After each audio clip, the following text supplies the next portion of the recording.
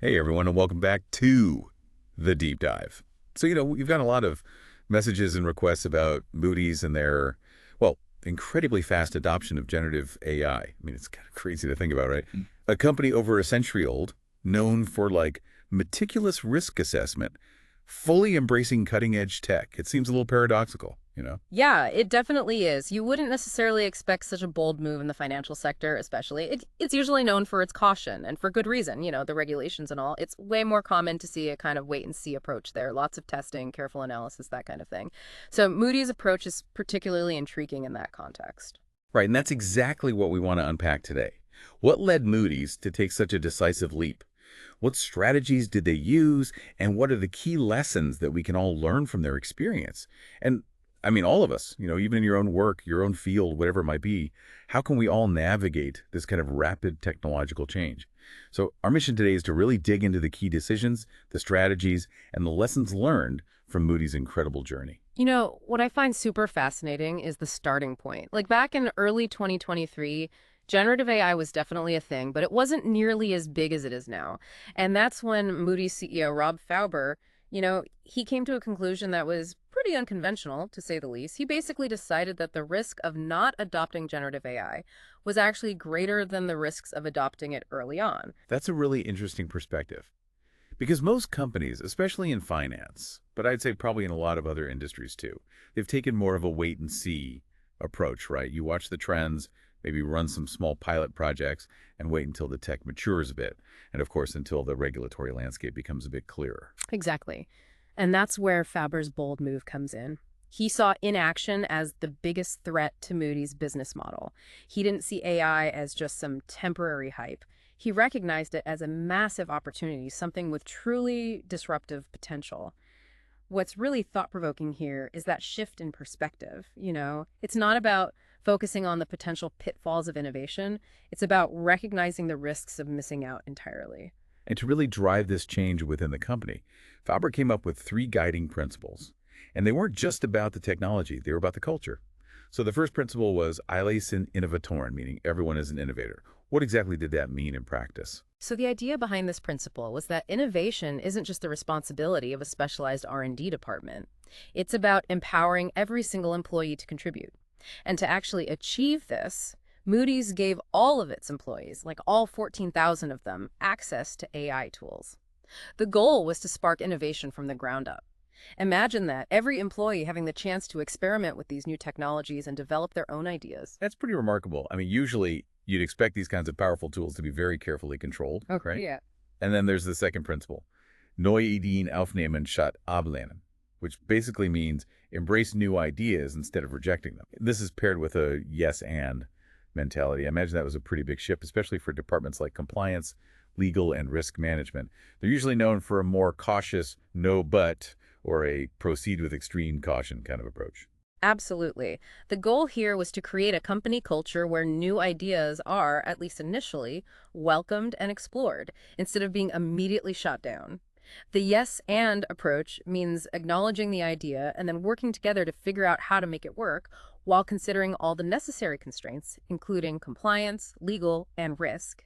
This cross-functional support was key to the success of the whole initiative. And the third principle was messbaren Mehrwert liefern, which means deliver measurable added value. In a company like Moody's, which is very data-driven, very numbers-oriented, that's obviously crucial. Yeah. So the idea was not to just play around with AI for the sake of it, but to generate tangible business benefits. Precisely. Alongside encouraging innovation, the focus was always on practical application and demonstrable value. Ideas that showed clear potential for added value were prioritized and supported accordingly. This, of course, also helped increase buy-in within the company because employees could see firsthand that this new tech was actually having a positive impact. Moody's described the implementation of these ambitious plans as sprinten im Nebel, which means sprinting in the fog.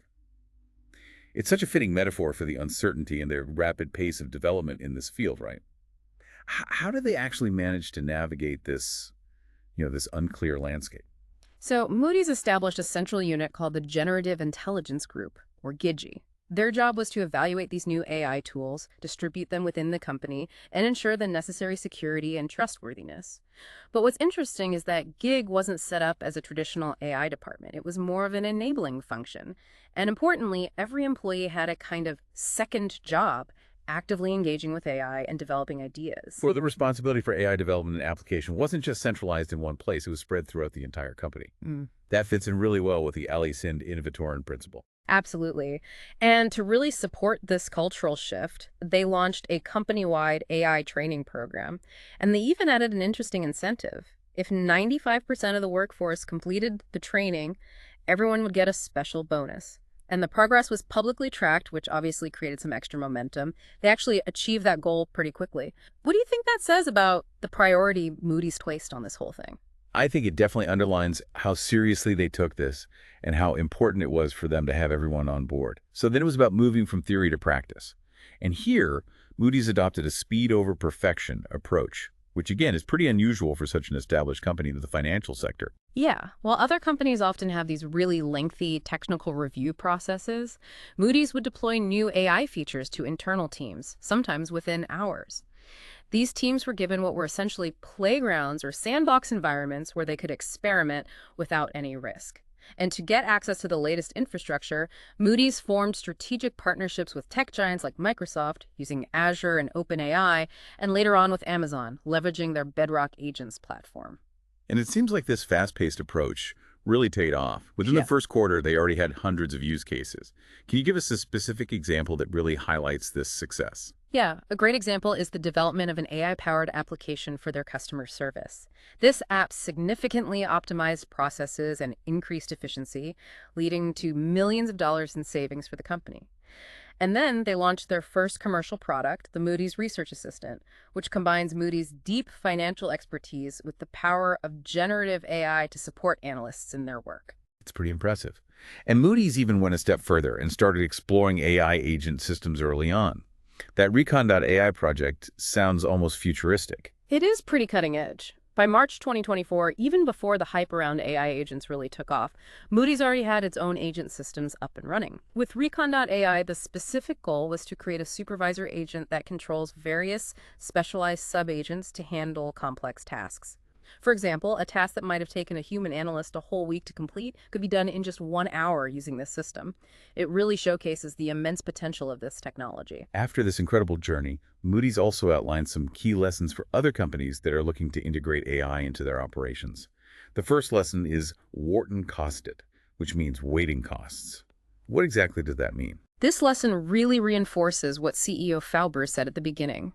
In a rapidly evolving technological landscape, inaction carries a significant risk. New, agile competitors who effectively leverage AI can enter established markets very quickly and disrupt existing business models.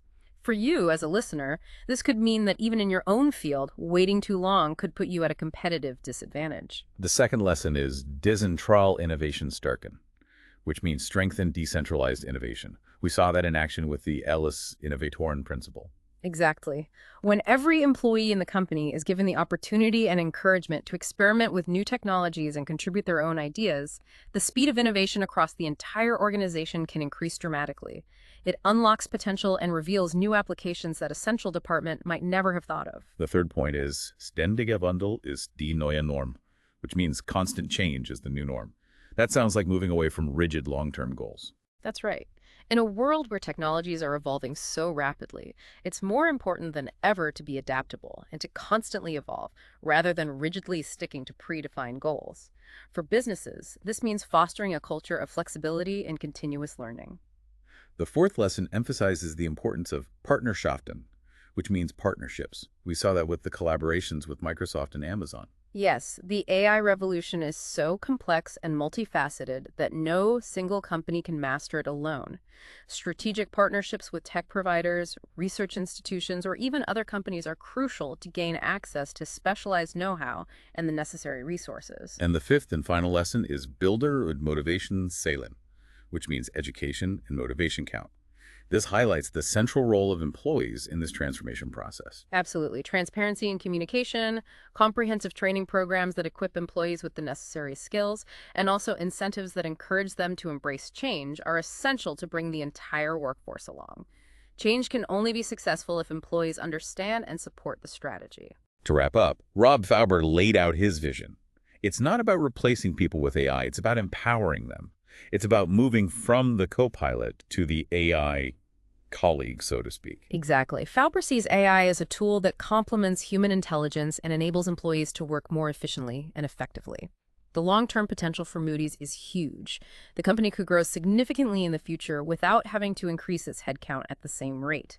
And this, of course, also leads to a further development of the organizational structure, away from traditional hierarchies towards more agile and flexible structures. So within just 1 year, Moody's has demonstrated how an established company can make the leap into the AI future with courage, clear principles, and trust in the innovative power of its employees. It's a truly remarkable achievement that might even inspire you in your own career. Absolutely. Moody's experience is a compelling example of how even in traditionally conservative industries, transformative technologies can be successfully implemented if the will and the right strategies are in place. The principles developed by Moody's, strengthening decentralized innovation, openness to new ideas, a focus on measurable added value, and consistent employee training offer valuable insights that can be relevant far beyond the world of finance. This deep dive into Moody's bold move into the world of generative AI really shows that the risk of hesitation in times of technological change can often be greater than the risk of taking bold action. The principles they've developed and the lessons they've learned provide valuable perspectives that might be relevant to you in your own professional or personal life. And so the final question for you is, reflecting on Moody's experience, where do you see the greatest potential for using new technologies in your own field of work or interest, or perhaps the greatest risk of missing out if you don't act? Where do you personally find the balance between careful consideration and decisive action? Thank you for sharing your sources with us and for joining us on this deep dive. We hope this exploration has been as insightful for you as it has been for us, and maybe there will be more exciting topics that we can explore together soon. Until next time.